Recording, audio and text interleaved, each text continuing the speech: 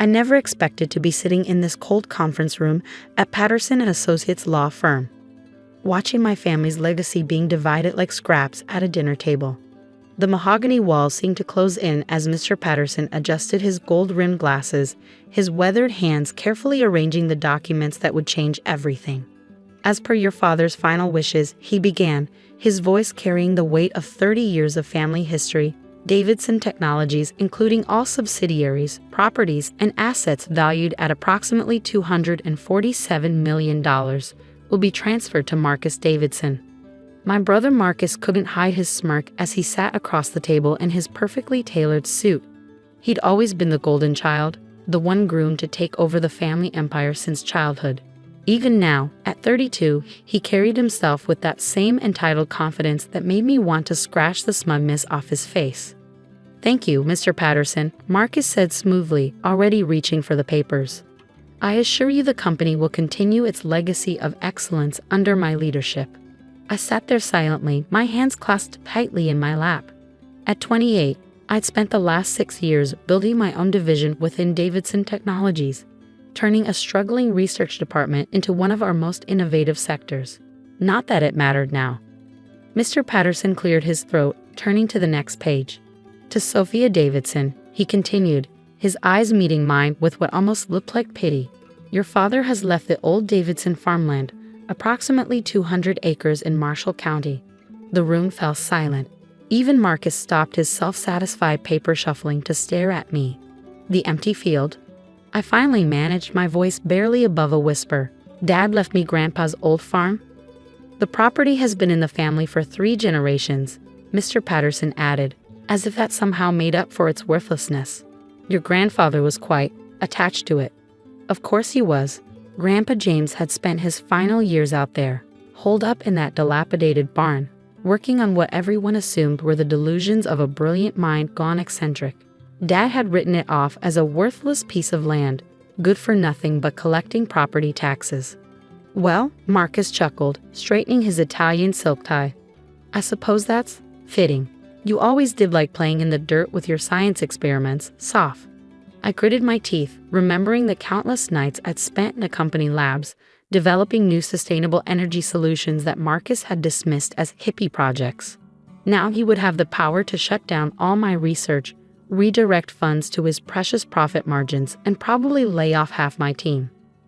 "Mr. Patterson," my mother spoke up from her corner of the room, her voice carrying that familiar note of disappointment she perfected over the years. "Surely there must be some mistake. Michael wouldn't leave Sophia with just an empty field." The lawyer shook his head. "Your husband was very specific about the distribution of assets, Mrs. Davidson. The farm goes to Sophia, everything else to Marcus." I stood up abruptly, my chair scraping against the hardwood floor. "Fine," I said, snatching the deed from Mr. Patterson's outstretched hand. "I'll take my worthless inheritance and go." "Sophia, don't be dramatic," my mother called after me as I strode toward the door. "We can discuss this as a family." I turned back one last time, taking in the scene. Marcus already scrolling through his phone, probably planning which executive office to redecorate first. My mother dabbing at non-existent tears with her monogrammed handkerchief. Mr. Patterson carefully avoiding everyone's eyes as he shuffled his papers. "There's nothing to discuss," I said quietly. "Dad made his choice. Now I'll make mine." The drive to the farm took nearly 2 hours, every mile taking me further from the gleaming skyscrapers of downtown and deeper into the forgotten countryside where my grandfather had chosen to spend his final days. The late afternoon sun cast long shadows across the overgrown fields as I pulled up to the old farmhouse. It looked exactly as I remember from my childhood visits, a 2-story wooden structure that had seen better days, paint peeling from its weather-beaten boards, surrounded by tall grass that hadn't seen a mower in years. But it was the barn that drew my attention, that massive, oddly solid structure that had been my grandfather's sanctuary.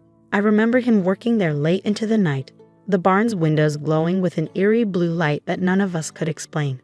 Dad had written it off as the ramblings of an old man who couldn't accept retirement, but I always wondered what Grandpa James was really doing out here.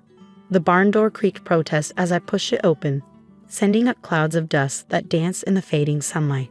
The space inside was cavernous, far larger than any normal barn needed to be, with strange markings on the concrete floor and metal reinforcements along the walls that seemed excessive for storing hay. "What were you working on out here, Grandpa?" I whispered, running my hand along a workbench covered in dust-covered tools and mysterious equipment I didn't recognize. That's when I noticed it, a small discrepancy in the wooden panels near the back wall. Moving closer, I could see that one panel was slightly different from the others, its grain pattern just slightly off. I pressed it gently, and to my amazement, it clicked inward, revealing a hidden compartment. Inside was a leather-bound notebook, its pages yellow with age, and a set of blueprints so carefully preserved they might have been drawn yesterday. My hands trembled as I unfolded them, and suddenly my grandfather's madness made perfect sense. These weren't the scribblings of a senile old man. They were the meticulously detailed plans for something revolutionary, something that could change everything. I looked around the barn with new eyes, understanding flooding through me. This wasn't just an empty field or a worthless piece of land. This was exactly where I needed to be. Pulling out my phone, and dialed a number I'd saved years ago but never had the courage to use. "Dr. Chen, this is Sophia Davidson. I think I have something you need to see. Remember that sustainable energy project we discussed? Well, my grandfather might have figured it out 15 years ago." I smiled as I hung up, imagining Marcus's face when he realized what he dismissed as worthless might be worth more than his entire inheritance. But first, I had work to do. As night fell over the old Davidson farm, the barn's windows once again glowed with that mysterious blue light. This time, though, I knew exactly what it meant. Grandpa James hadn't left me an empty field. He'd left me his legacy, and the means to build something far greater than Davidson Technologies could ever be. The game was just beginning. Dr. Elena Chen arrived at the farm early the next morning, her sleek Tesla looking comically out of place among the overgrown weeds. As one of the leading experts in renewable energy technology, she had been my mentor during graduate school, always encouraging my impractical ideas about sustainable power generation. "This better be good, Sophia," she said, carefully navigating the uneven ground in her practical boots. I canceled 3 meetings to come out here. I led her into the barn, where I'd spent the entire night poring over my grandfather's notebooks. "Trust me, you'll want to see this." The blueprints were spread across the workbench, weighted down with various tools. Elena's eyes widened as she scanned the technical drawings, her expression shifting from skepticism to disbelief to something approaching awe. "Your grandfather designed this," she whispered, tracing the intricate diagrams with a finger. 15 years ago." I nodded. Everyone thought he was crazy, tinkering out here by himself. But look at these calculations, these designs. He wasn't just theorizing, he built a prototype. Elena shook her head slowly. "Sophia, if these designs work, this isn't just another solar panel or wind turbine. This is a completely new way of harvesting and storing renewable energy. The applications would be revolutionary." I know. I pulled out another set of papers from the hidden compartment. "And look at these geological surveys. This field isn't just empty land. The mineral composition of the soil, the underground water tables, Grandpa chose this location specifically. It's perfect for what he was planning. But why didn't he ever publish this? Share it with the world?" I thought back to all the times I'd heard my father and brother mockingly discuss old James' pet project. He tried, but Dad was already pushing Davidson Technologies toward more profitable ventures. Quick returns, immediate profits. Clean energy was too slow, too risky. So Grandpa came out here to work on it alone. Elena was already pulling out her laptop. "We need to verify these calculations, run simulations. If this works, it'll work," I said confidently. "But I need your help, not just with the technology, but with keeping this quiet until we're ready." She looked up sharply. "Your brother, the new CEO of Davidson Technologies." "Exactly. Marcus would love nothing more than to steal this and claim it for the company. We need to develop it independently, protect the patents, secure funding." "I might know some people," Elena said thoughtfully. "Investors who care more about innovation than quick profits. But Sophia, this will take time. Years maybe." I smiled, thinking of Marcus sitting in his expensive office, probably already planning how to dismantle my old research division. Time is something I have plenty of now. The next 3 years passed in a blur of focused determination. Elena introduced me to her contacts, and soon we had a small but dedicated team working out of the renovated barn. The old farmhouse became our informal headquarters, its rooms filled with computers, testing equipment, and the constant buzz of brilliant minds at work. We called our company Phoenix Sustainable Solutions, rising from the ashes of what everyone thought was worthless. Every penny I had saved went into the development, along with seed funding from investors who shared our vision. The technology itself was elegantly simple once we understood my grandfather's concepts. By combining specific geological conditions with an innovative energy harvesting system, we could generate and store clean power more efficiently than anything currently on the market. The prototype grew from a small demonstration unit to a full-scale installation hidden beneath the seemingly empty field. Of course, my family remained blissfully unaware. Monthly dinners became quarterly, phone calls became occasional texts.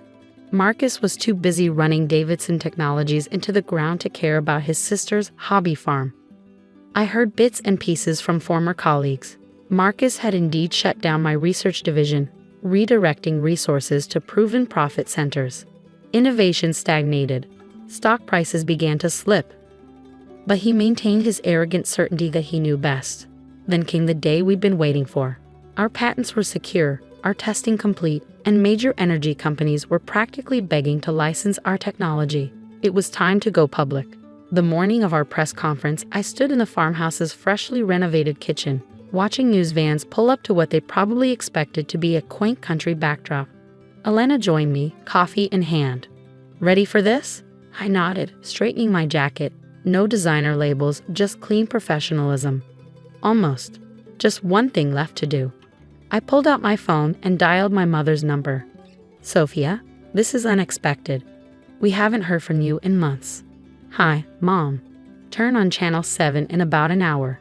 There's something you might want to see." "What?" "Sophia, what are you talking about?" "Oh, and call Marcus too. He should probably watch this." I hung up, imagining their confusion. Soon they'd understand exactly what Dad's worthless inheritance had become. The press conference was held right there on the farm, with the old barn serving as our backdrop.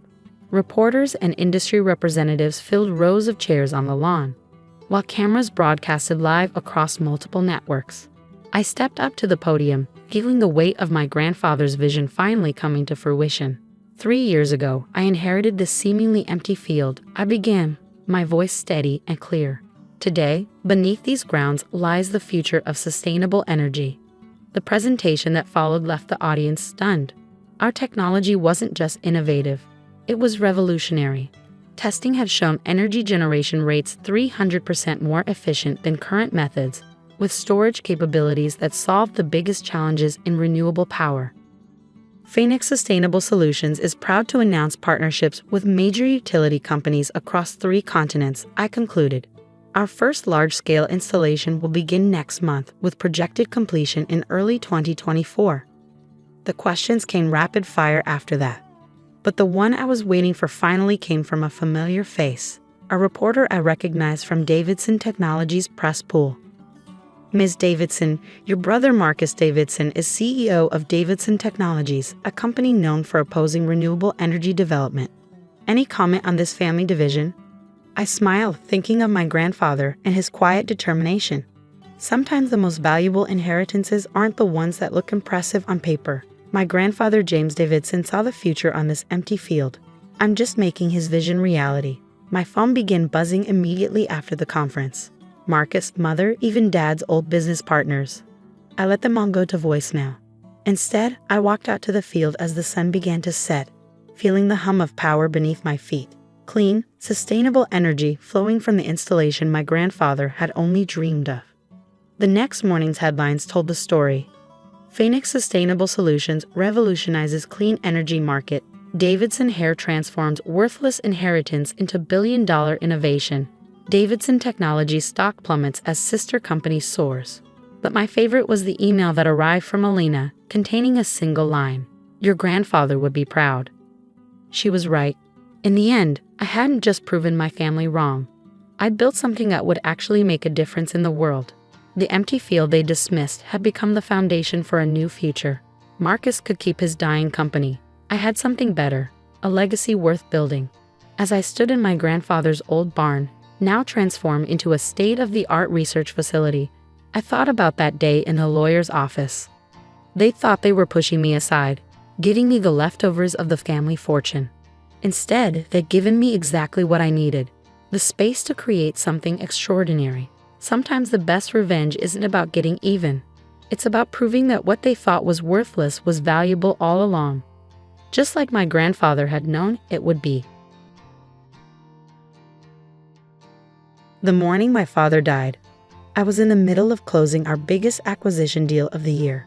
My phone buzzed twice during the meeting, calls from my brother Michael that I silently declined, too focused on the negotiations to step away.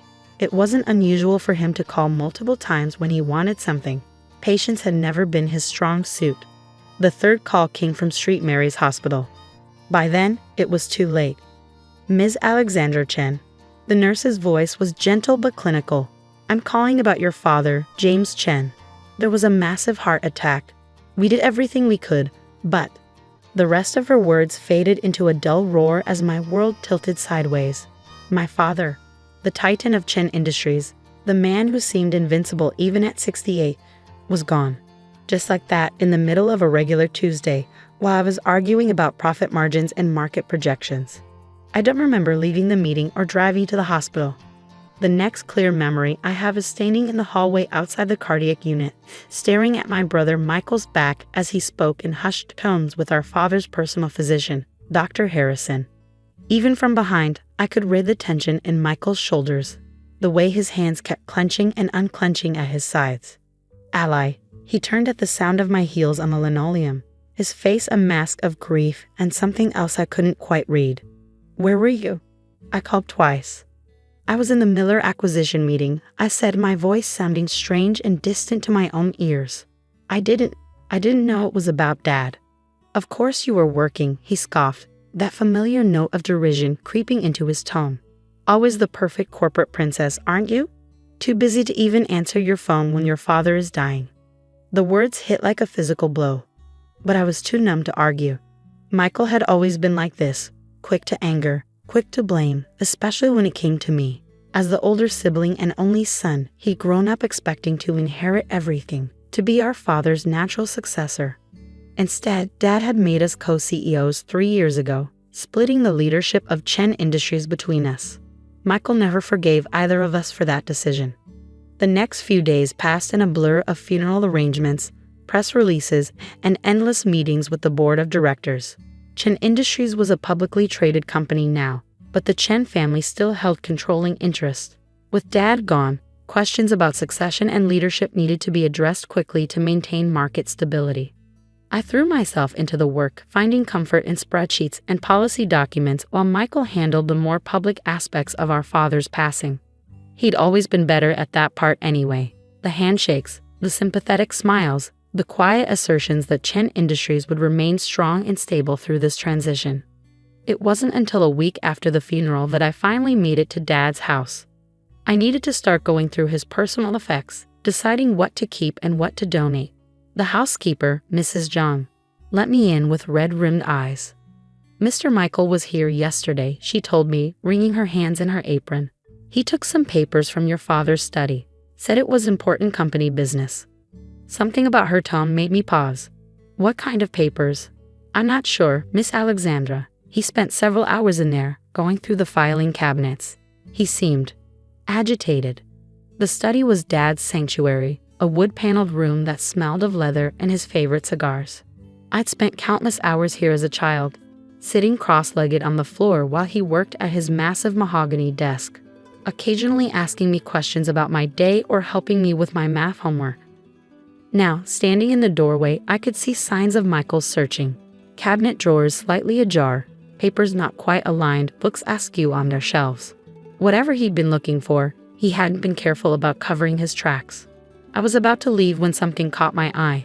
A single sheet of paper that had slipped behind the desk, probably knocked loose during Michael's search. When I retrieved it, my heart nearly stopped. It was a letter from Zhang and Associates Family Law, dated 15 years ago. The first line made my blood run cold. Dear Mr. Chen, regarding your inquiry about the adoption records for Alexandra, I read the letter 3 times, my hands shaking more with each pass. This had to be some kind of mistake. I wasn't adopted. I was James Chen's daughter. Everyone always said I had his eyes, his smile, his drive for excellence. This couldn't be real. But there it was in black and white, discussing legal procedures and sealed records. And Michael had found it. The sound of the front door opening startled me out of my shock. Heavy footsteps in the hallway, Michael's distinctive stride. I quickly folded the letter and slipped it into my pocket, my mind racing. "What are you doing here?" He appeared in the doorway, his tone accusatory. "The same thing you were doing yesterday," I replied, fighting to keep my voice steady. "Going through Dad's things. Mrs. Zhang mentioned you were looking for some papers." Something flickered across his face. Triumph? Before he smoothed his expression. Just some old company documents, nothing important. But I knew my brother. The slight upturn at the corner of his mouth, the way he couldn't quite meet my eyes. He was lying, and now I knew why. "The board meeting is tomorrow," he continued, casually leaning against the doorframe. "You'll be there, of course." "Of course," I said, already dreading what he might be planning. Wouldn't miss it. That night, I barely slept. The letter burned a hole in my bedside drawer as I tossed and turned, remembering 1,000 little moments from my childhood. The way Mom sometimes got quiet when people commented on how much I looked like Dad. The strange tension that would occasionally pass between my parents during conversations about family heritage. Mom had passed away 5 years ago after a long battle with cancer. I wished desperately that I could ask her about this, get the truth from her directly. But like so many other things, that opportunity was gone. At 3 a.m., I finally gave up on sleep and called the one person I knew would still be awake, Dr. Sarah Martinez, my best friend since college and now one of the city's top genetic researchers. "I need a favor," I said as soon as she picked up, "and I need it done before 9 a.m. The board meeting was scheduled for 10 a.m. sharp. I arrived early, watching the members file in one by one. These were people I'd known for years, some since I was a child sitting in on meetings with my father. They nodded respectfully as they passed, offering quiet condolences. Michael arrived last, striding in with a thick manila envelope under his arm.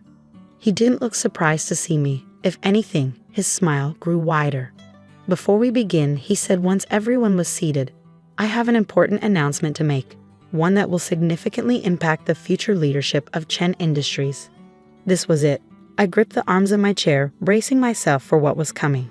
"As you all know, my father's wish was for his children to lead this company together," Michael began, his voice carrying that practiced sincerity he was so good at. "However, I recently discovered something that changes everything." He pulled a document from his envelope. I recognized it as a copy of the letter I'd found. Alexandra Chen is not actually a Chen at all. She was adopted as an infant.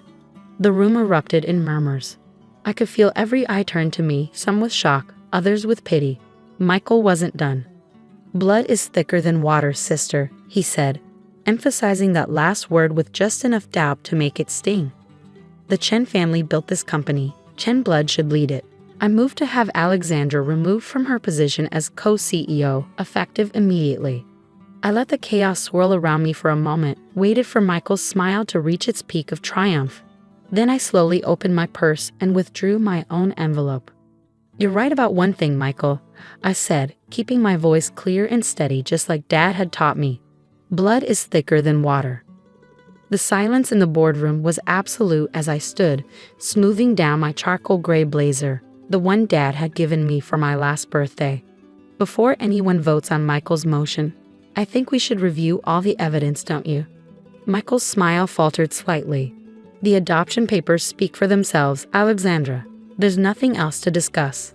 "Actually," I said, pulling out the first document from my envelope, "there's quite a bit to discuss. Starting with these DNA test results completed just this morning." The color drained from Michael's face as I handed copies to each board member. As you can see, I had my DNA compared to samples from both our father and our mother, which were stored at St. Mary's Hospital. The results are quite interesting. I turned to face my brother directly.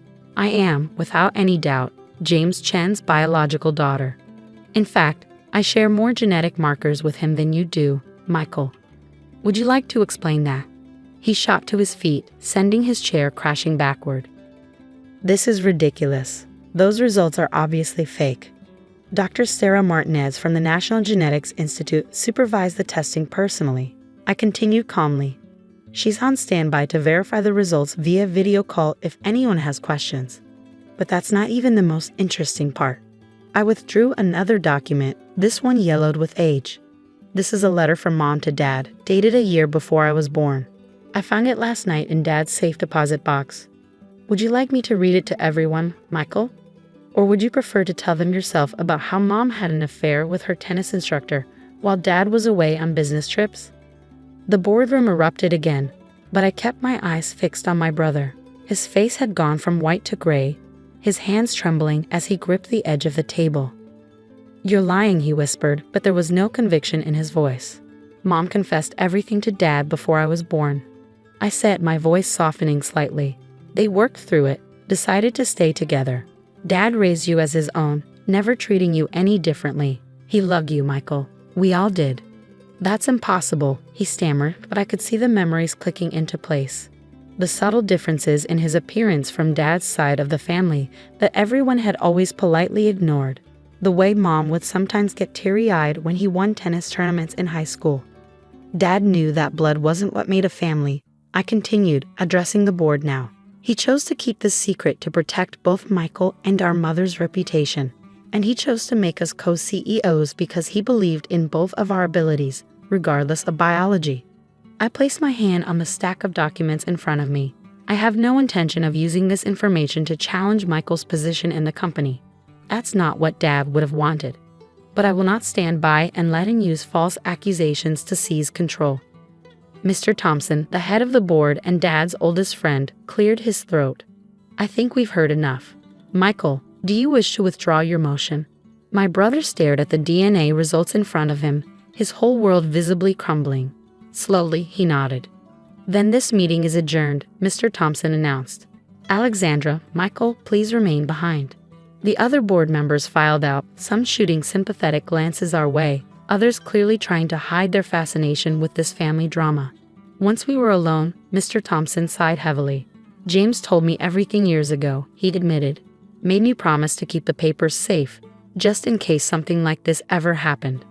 I'm sorry I didn't step in sooner, but he wanted you both to work things out on your own. Michael had sunk back into his chair, head in his hands. Why didn't he ever tell me? Because he didn't want you to feel any different, I said gently, sitting beside him. You were his son, Michael. Biology didn't matter to him.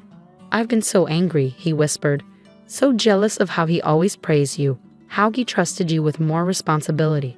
I thought he was choosing you over me because you were his real daughter. He wasn't choosing anyone, I replied. He was trying to prepare both of us to lead together. That's still what I want, if you're willing to try. Michael looked up at me, his eyes red-rimmed. How can you even want to work with me after what I just tried to do? Because you're my brother, I said simply, and Dad taught me that family is about more than blood. The weeks that followed weren't easy. Michael took a leave of absence to process everything, spending time with a therapist to work through his feelings of betrayal and identity crisis. I handled the day-to-day operations of Chen Industries alone, just as Dad had prepared me to do. 3 months later, Michael returned. He was different, humbler, more thoughtful. We had long conversations about our childhood, our parents, and the future of the company. Slowly, we began to rebuild not just our professional relationship, but our personal one as well.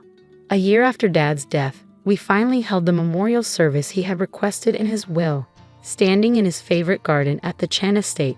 Michael and I together unveiled a bronze plaque that would mark the entrance to the new James Chen Innovation Center at the company headquarters. The inscription read, "Family is not defined by blood, but by love, trust, and the legacy we choose to build together." As we stood there, shoulder to shoulder, I felt Dad's presence more strongly than ever. He had known this moment would come, and prepared for it, planned for it, even from beyond the grave. His final lesson to both of us wasn't about business strategy or market dynamics. It was about the true meaning of family. Michael squeezed my hand. He would be proud of us, he said softly. Both of us. I squeezed back, remembering all the moments that had led us here. The fights, the jealousy, the secrets, and finally, the truth that had set us all free. Yes, I replied, watching the sunset paint the garden in shades of gold. He would. That evening, as I sat in Dad's study, now my study, I found myself opening his old leather journal. On the last page, in his precise handwriting, was a message I discovered shortly after the board meeting. My dearest Alexandra and Michael, by the time you read this, the truth will have come out. I watched you both struggle with your place in this family, in this company, each believing the other was somehow more deserving. But you were both wrong. A family isn't built on DNA. It's built on love, on choices, on the thousand little moments that bind us together.